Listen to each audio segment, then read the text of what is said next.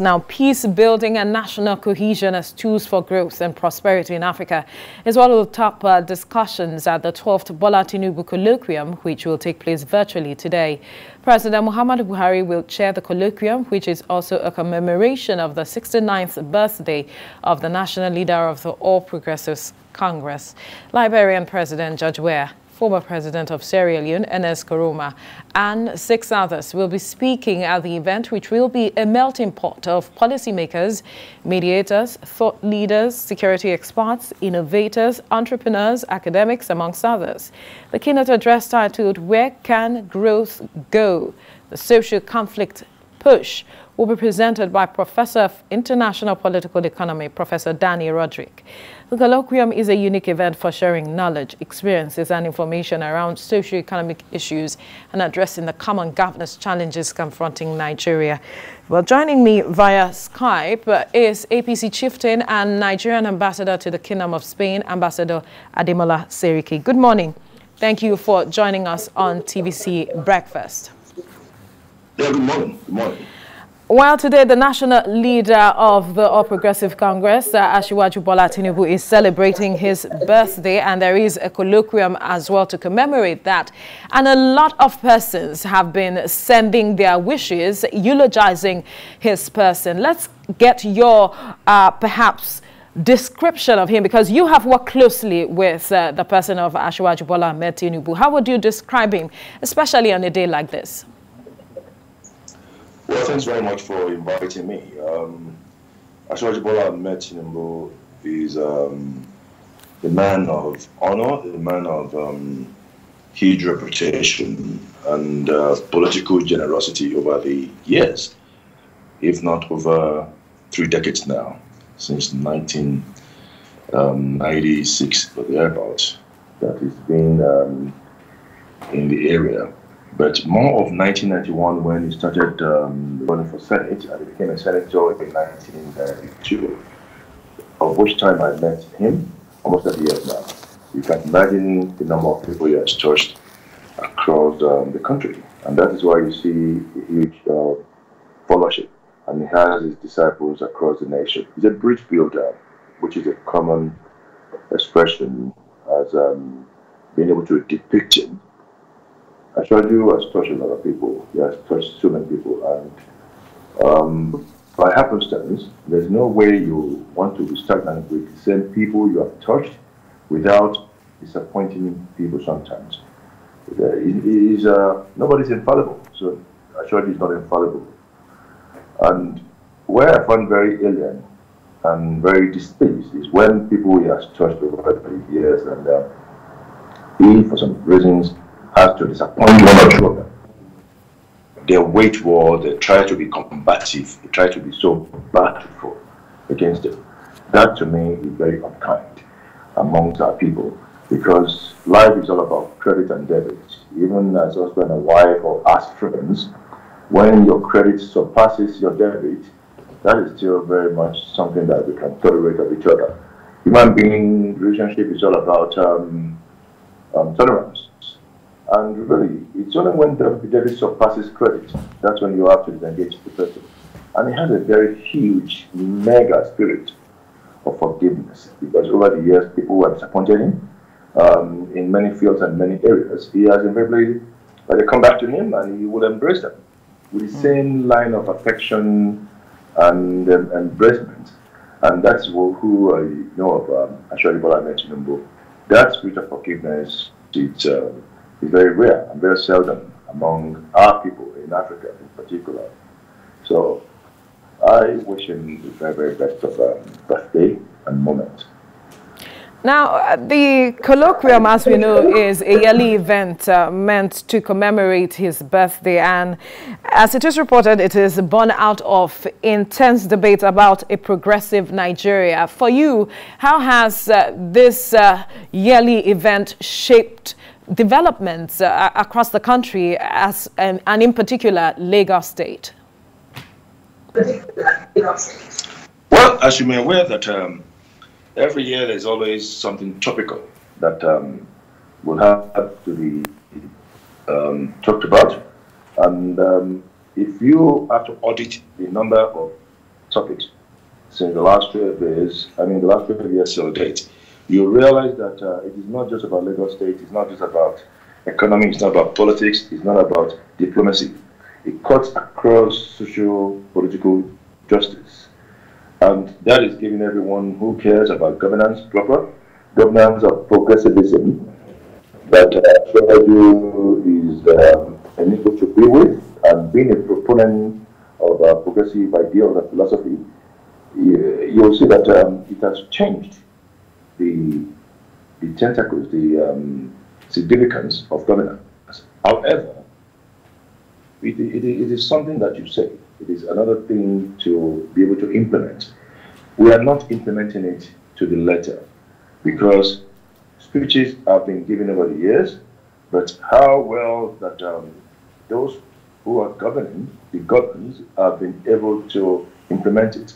That is one thing that we should be able to follow up to ensure in the way that we have to sift this process that we are implementing it to the letter. And that's where I feel that I feel very strong about this colloquium. The colloquium, what they call it, organizers should ensure that every year, how well do you audit? How well do you compensate in order to achieve what you said this year? This is our bond, our common values and all that. Okay, by next year, when we come back, somebody should be able to audit that. Somebody should be able to assess and evaluate that how far have we gone in what we said last year. And that's where I want to see a significant change. And that will play a huge role in governing and governance. And that way, because Ashwaju is a strong economist. He's done so much. I remember that when he had to launch his book, Financialism, you can see that he's an expert in financial engineering. However, we are in a country where we don't have to shape the implementation of researches. Whereas if implementation is well developed, people will have to imbibe more in developing progressivism. And then it's a progressive. And he has never wavered. So the ideology, the philosophy, and the social justice that he represents from time to time should be seen to be of a strong value. Implementation should be well imbibed. And that would be what we can make on the area of a comparative analysis from years to years to years to years. And that will give us a very strong society of egalitarianism, whereby people will not be so involved in mundane dichotomy. This is where we find ourselves. And I want to see those changes to take place. So let's look at the theme for this year, our common bond, our common wealth, the imperative of national cohesion for growth and prosperity. How critical is this conversation at a time such as this? Well, we're going to 2023. Election is very close by. And the journey of 1 million days starts in one day. Really, Ashwaji Bola met Tinubu certainly by all indications, is contesting, and you can see by all the body language here and there that I haven't seen whereby he has not announced officially.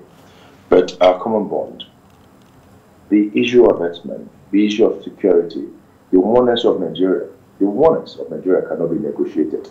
That is what this is all about.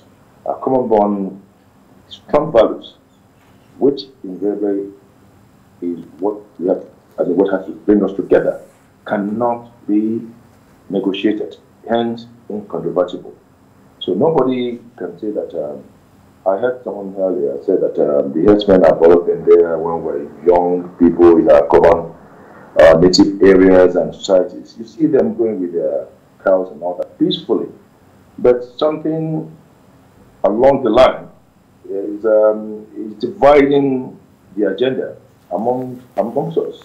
But you see, our commonwealth, if you have to make that of comparisons of our common bond, is deep and so profound in terms of how do you know that the commonwealth we have today, which are natural resources, which are values, How do we use that to put Nigeria in a state of oneness? And that's what we need to address. However, no matter how you address it, you cannot shy away from the fact that our security is under a huge threat. It's under a huge threat because you realize that a lot of people are talking of nativity. Oh, we are Yorubas. Oh, we are Igalas. We are Igbos. We are Hausa. We are Fulanis. That is making us to differentiate our individualism. Whereas it was never like that in the history of Nigeria. We should go back to our history. The Nigerian Universities Commission and the Curriculum Department of the Ministry of Education should bring back our history. The history in our class cannot be negotiated. But when you say a common bond without going back to history, for the yet to be would-be leaders tomorrow, for them to know the quality of history that we have, how we are, where we are today. It's very strong, and whereby you're making that incontrovertible, there's a problem. Our common bond cannot be seen without going back to history. It is shameful, it is disappointing that we do not have history in our classes. We all grew up and we all study when we were in primary school, elementary school. We studied about Mungo Park, all of them. Those who discover, those who bring life for the first time, how to discover River Niger, and by extension in secondary school, we read as far as having Mali Empire, Songhai Empire, Bono Empire, Wolof, Jolof. So those are the things that we must try to go back to. All these things that saying are common bond, our common values, would have to be with the oneness of Nigeria and the security of our nation. So we should develop it. We should develop it not just by saying, on paper and practical. The practical approach of which we embrace our bond together and our common values will indicate how our tomorrow will be. With our Nigeria, where will Nigeria be tomorrow? That is why we must protect our integrity today. The integrity, the character of our oneness cannot be negotiated. And really, it's not about talk. Like I said, it's about implementation. There must be implementation committee in this from time to time, which will be a standard committee, not just ad hoc, that will have to implement the follow-up of what the conversation is this year and ensure that it is done, it is engaged with society and tied with society. Because we can't negotiate our common values. We can't negotiate our common bond. We can't negotiate our common bond. But how do we stay away from this? It is all mundane if we have to say it without following up the process of implementation to details. All right. Speaking about insecurity, which you touched on, recently he chaired the 2021 Sardauna Memorial Lecture that held in the Arewa House in Kaduna, and he proffered some solution which I'd like for you to perhaps react to. He said that the federal authorities must understand the deployment of brutal force towards addressing the country's security crisis, and that it can be solved through economic solutions. And he recommended herders and farmers be compensated for losses suffered, which he said will break the current cycle of violence and poverty. Are you confident that perhaps this is the way forward to addressing these issues? Well, that's very laughable. It's very laughable to say that.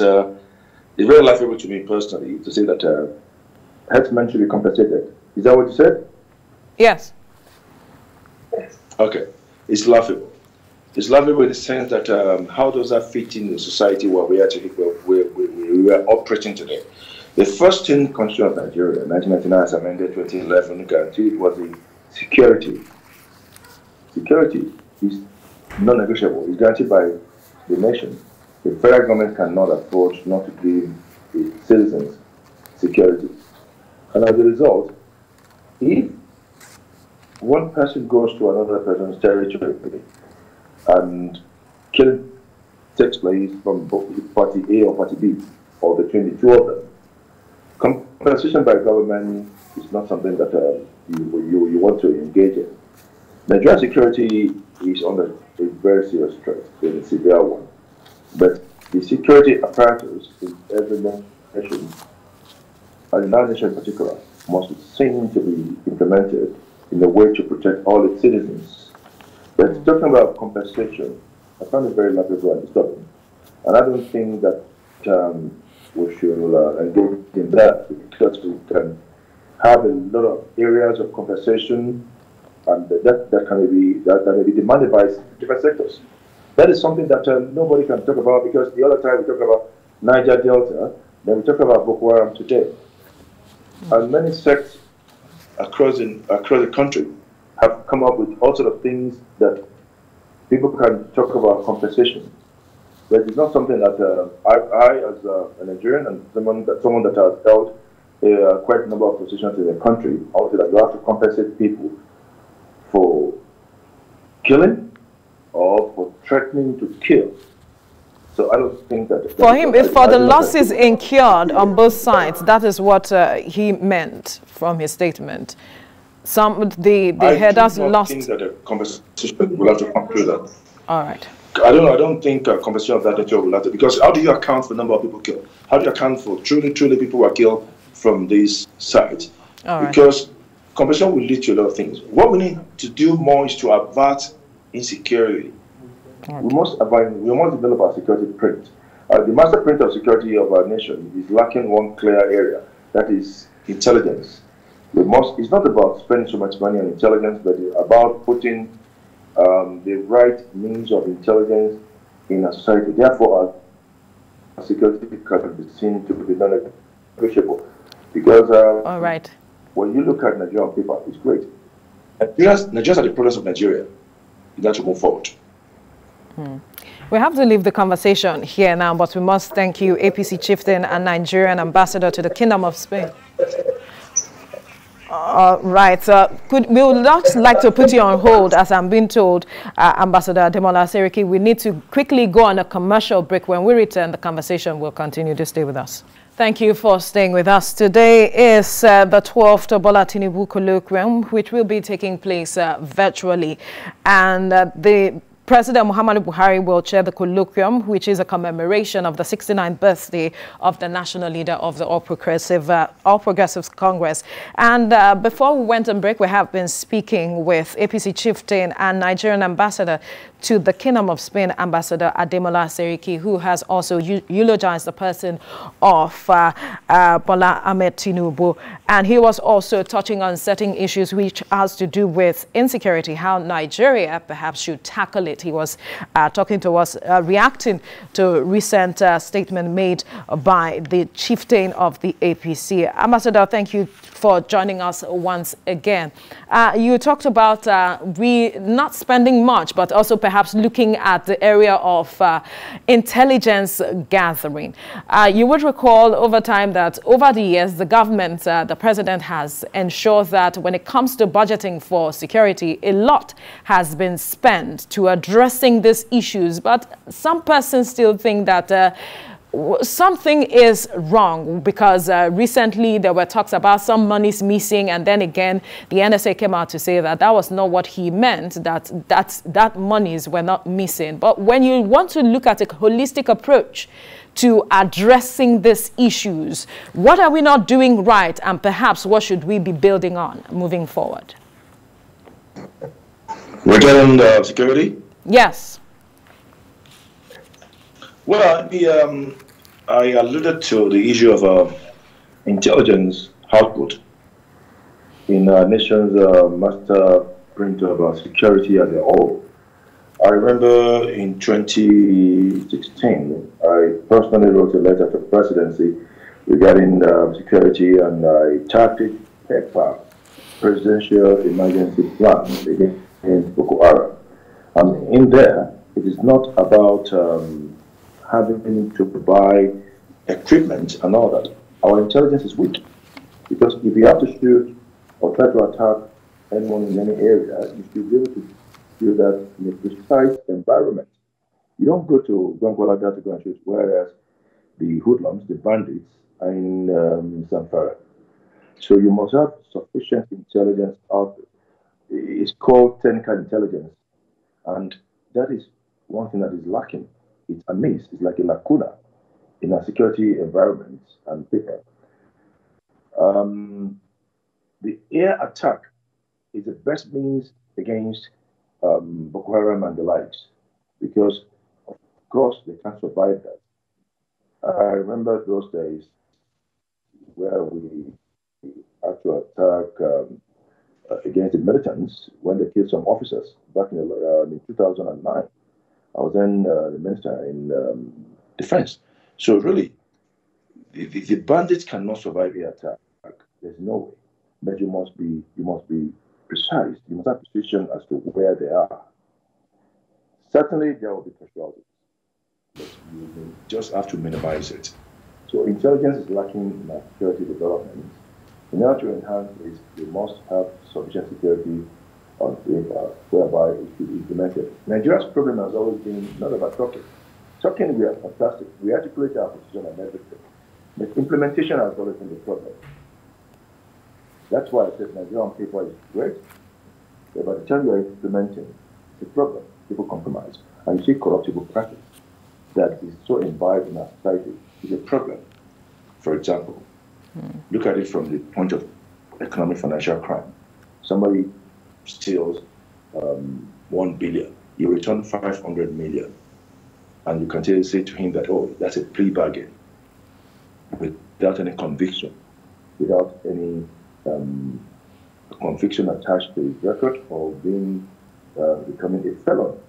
It's a problem. The same person would keep the remainder of 500 million, contest election to one office, and steal again. How can you be having plea again without proper conviction, the records? These are the things that we must take away from our society as a huge deficiency of corruption. It is an adverse effect on the way we plan ourselves. Implementation is a problem in Nigeria. If we get implementation right, it's not about talking. And this is what I said earlier on about this colloquium as well. Every year they talk, but who assesses the implementation? So the implementation is the heart of talk, not talk. Talk is just like software. The hardware is the implementation, and that's where you see the right thing being taken place. And if we take it away, if we partly and dissuade corruptible practice in our society, certainly this country will grow immensely. But in the area of security, you can imagine the amount of money going up from time to time. Recently, NSA said something damning and indictable about the power services. You know, these are the things that you must look at critically, that corruption is a huge, huge adverse effect of our development towards prosperity. If we are able to avert that, honestly, this country will grow a lot, because moral values are gone. We need to reinstate it back as well. And these are the things that we are lacking in society.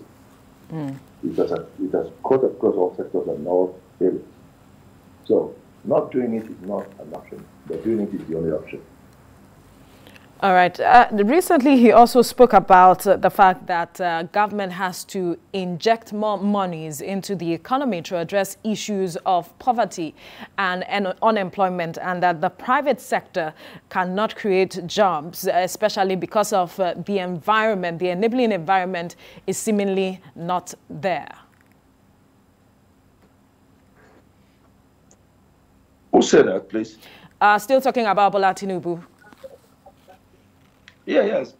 Well, I call some of our pattern of development voodoo economy.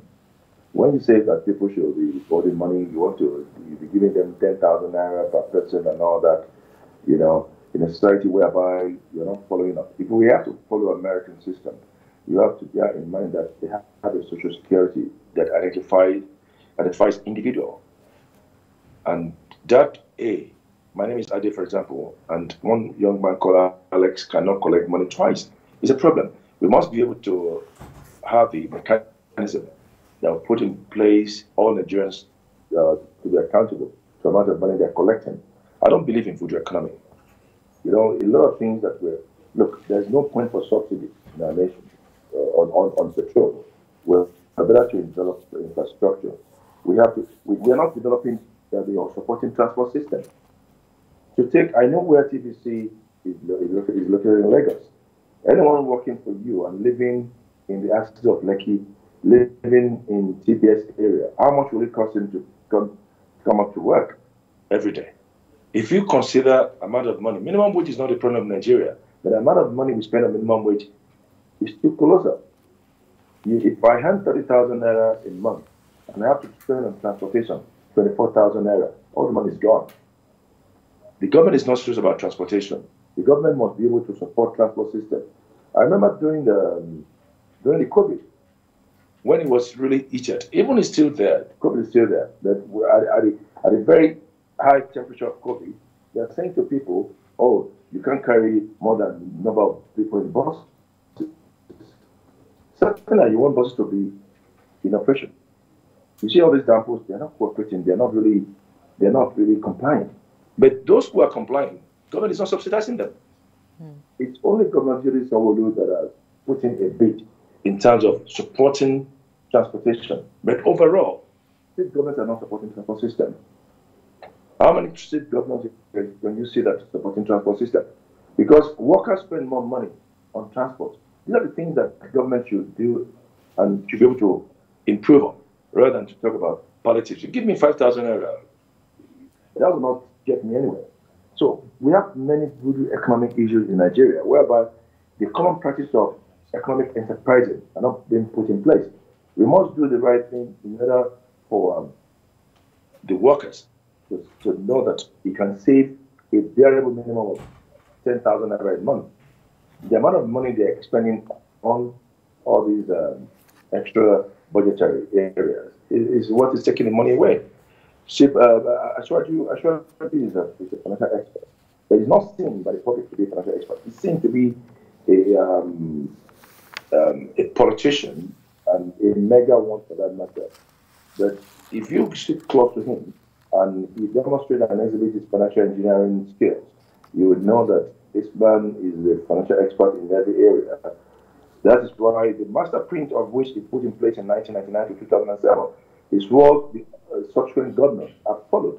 He put Lagos in a good stead from 1999 to 2007, and everybody is following the same thing. The major areas that he opened up in Lagos is where and what people are still following, from Fashola to Ambodi to Sanwo-Olu now. So you must bear in mind that a man of that nature with high mental alertness in developing infrastructure for our state. Certainly, if such a man will have to be given an opportunity to become president, he will do more, and he will do greatly. But the corruption in our society is a huge albatross in destroying our development towards prosperity, I repeat. We must thank you, APC Chieftain and Nigerian Ambassador to the Kingdom of Spain, Ambassador Ademola Seriki, for your time on the program. Thank you. Thanks for inviting me. Thank you. Have a nice day. And you too.